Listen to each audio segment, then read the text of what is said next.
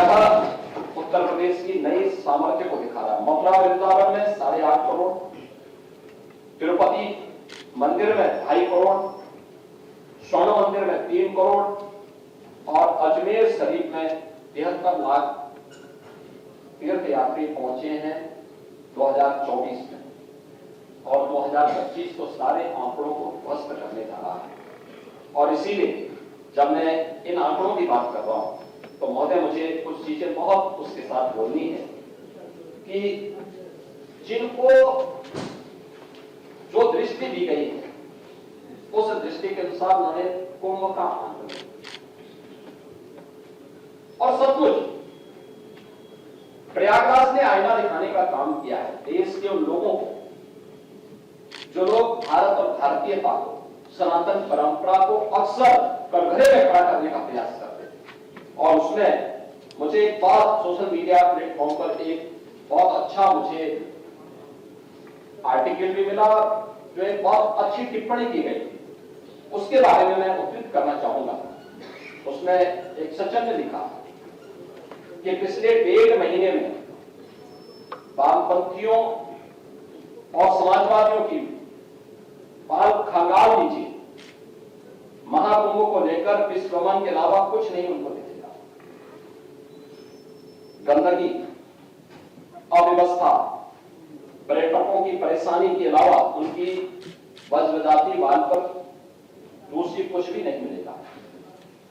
लेकिन इन सब से इतर धरातल पर इनकी वज्रजाति विचारधारा का कोई असर नहीं। हज के दौरान अव्यवस्था से होने वाली सैकड़ों मौतों पर चुप्पी साध जाने वाले भारत के वामपंथी सेकुलर इस्लामिक स्कॉलर महाकुंभ की भव्यता पर उल्टी करते ही नजर आए।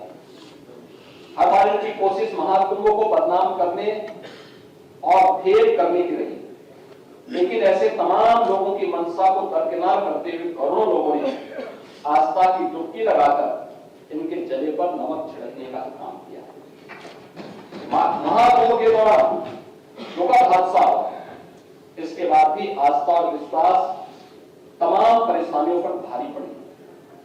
तीर्थयात्री समस्त परेशानियों और मुश्किलों का पहाड़ चढ़कर भी प्रयागराज महाकुंभ पहुंचे और वहां से स्नान कर खुशी खुशी वापस लौटे। रिश्तों के जटिल समीकरण को परिभाषा करता महाकुंभ अब समारोह की ओर है, लेकिन यहां से निकला संदेश हर सनातन के मन में अमिट छाप छोड़ गया है, जो वर्षों तक लोगों की बदकही और कहानियों में जीवंत रहेगा। एक तरफ अपनी मां और बुजुर्गों को महाकुंभ में अनाज छोड़ देने वाले बेटे रहे, तो दूसरी तरफ अपनी सास को पीठ पर उठाकर कुंभ स्नान करने वाली बहू भी रही। लेकिन सनातन विरोधियों की नजर केवल गंदगी पर पड़ी। मुझे एक ऐसे सज्जन भी वहां देखने को मिले जो हमारी डिजिटल व्यवस्था को लेकर के कोस रहे थे। वो कह रहे थे कि ये कैसी व्यवस्था है, ये कैसा डिजिटल कुंभ कर दिया है कि मैं जानबूझ करके अपनी पत्नी को वहां छोड़ा 3 बार और 3 बार मिल गई फिर से। लगता है समाजवादी रहा हो, क्योंकि डिजिटल कुंभ का सबसे ज्यादा विरोध कर रहे हैं। किसी ने सच कहा कि महाकुंभ में जिसने जो तलाशा उसको वह मिला है। गिद्धों को केवल लाशें मिली, सुअरों को केवल गंदगी मिली, संवेदनशील लोगों को रिश्तों की खूबसूरत तस्वीरें मिली, आस्थावान लोगों को पुण्य मिला, भक्तों को भगवान मिले, सज्जनों को सज्जनता मिली, गरीबों को रोजगार मिला, अमीरों को धंधा मिला, श्रद्धालुओं को साफ सुथरी व्यवस्था मिली, पर्यटकों को अव्यवस्था मिली, सद्भावना वाले लोगों को जाति रहित व्यवस्था मिली।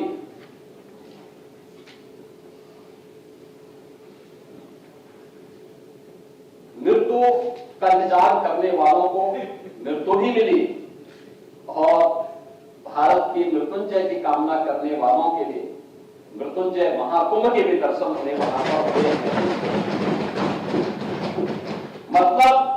सबने अपने अपने स्वभाव और चरित्र के अनुसार चीजों को देखा। एक ही घाट पर सभी जाति और वर्ग के तीर्थ यात्री स्नानार्थी बिना किसी भेदभाव के नहाते रहे। सनातन की सुंदरता वामपंथियों समाजवादियों को नजर नहीं आई, लेकिन पर्यटकों को पहुंचने में परेशानी हो गई, यह जरूर नजर आ गया। ये मृत्यु का तो कोई इंतजार नहीं करता मानी। एक आपके ही एक मित्र ने इस पर टिप्पणी की थी और उसका जवाब माननीय राज्यपाल पश्चिमी बंगाल ने दे दिया कि महाकुंभ मेला मृत्युंजय मेला है, एक मृत्युंजय का उत्सव है। ये वहां के राज्यपाल जी ने स्वयं ही उसका जवाब देते हुए इस बारे में अपनी टिप्पणी में उन्होंने स्पष्ट कर दिया। महोदय, जो लोग गंगा जल के अस्तित्व पर प्रश्न खड़ा कर रहे थे, उसका जवाब भी वहां के एक वैज्ञानिक ने दिया। स्नान योग्य ही नहीं, अल्कलाइन वाटर जितना शुद्ध है गंगा का जल। ये है डॉक्टर, इन्होंने प्रयागराज में अपनी स्वयं की लैब से इस बात को साबित किया। Uttar Pradesh pollution control board ने भी और केंद्रीय पॉल्यूशन कंट्रोल बोर्ड ने भी इस बात को साबित किया कि गंगा जल में वह ताकत है कि अपनी शुद्धि को बनाए रखने की सामर्थ्य उसमें है। और यही कारण है कि इतने बड़े पैमाने पर आने वाले श्रद्धालुओं के बावजूद ये सभी कुछ वहां पर देखने को मिला है और ये सभी चीजें हम वहां पर आज भी अनुभव कर सकते हैं। महोदय, गंदगी की रिपोर्ट माननीय मुख्यमंत्री जी पॉल्यूशन बोर्ड ने ही दिया था, कोई पार्टी ने नहीं दिया। आज पॉल्यूशन कंट्रोल बोर्ड की वो रिपोर्ट कैसे कहां से गई और किसने दी है, ये latest pollution central pollution control board की रिपोर्ट है, जिसमें उन्होंने कहा है कि 17 जनवरी के वो संगम पर कोलिफॉर्म की मात्रा पर 100 ml 2500 से कम होनी चाहिए। इस पे उन्होंने लिखा है कि 780, संगम के बाद वाराणसी की ओर जाने वाले घाट पर 280 और यमुना के पुराने ब्रिज के पास यह 760 के आसपास इन्होंने इसका आंकड़े जारी किए हैं। फीकल कोलिफॉर्म की मात्रा, ये फीकल कोलिफॉर्म की मात्रा 2500 100 ml के अंदर ये देखी जाती है।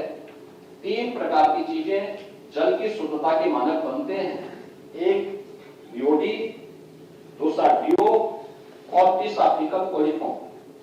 ये तीनों में संगम स्थल जहां पे श्रद्धालु स्नान कर रहा है, करोड़ों श्रद्धालु संगम में स्नान कर रहा है, ये तीनों उस दायरे में है जो पॉल्यूशन कंट्रोल बोर्ड के मानक हैं और उन मानकों को पूरा करता है।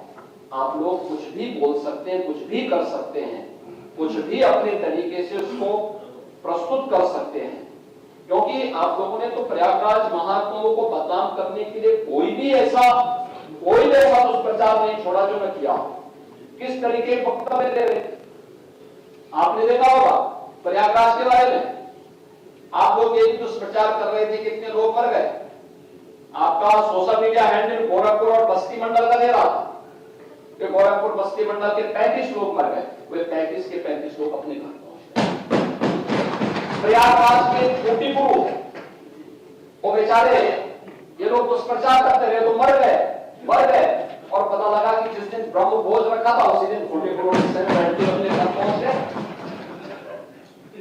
पहुंचे तो लोगों ने कहा कहां थे। उन्होंने कहा कहां था, मैं तो कुंभ में घूम रहा था। 12 दिन तक घूमते रहे। कहा कुंभ में, उसने कहा भाई क्या कुंभ तो हम लोग आयोजक हैं, हम लोग इस आयोजन के हिस्सेदार हैं। जगह जगह भंडारे लगे हुए हैं, रोज भंडारा खाता था, किसी आश्रम में जाके सो जाता था और फिर सुबह स्नान करके फिर दिन भर घूमता था।